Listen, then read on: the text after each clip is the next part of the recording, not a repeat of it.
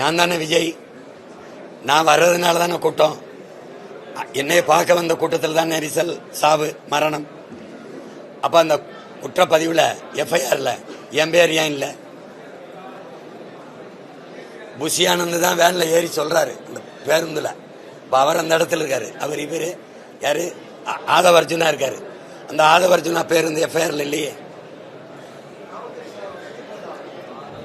குற்றம் யாரால நிகழுது? நான் கேட்கறது, இப்ப நான் சிபிஐ ஆபீசரு, நான் கேட்கிற குற்றம் யாரால நிகழுது?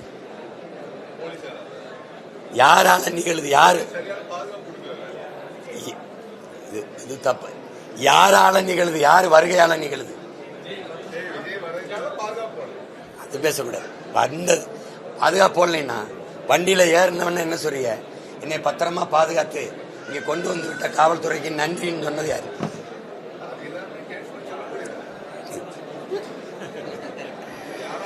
குற்றம் குற்றம் ஒரு குற்றம் தம்பி, ஒரு குற்றம் நிகழுது. அந்த குற்றத்திற்கு முதன்மையான காரணி யார்?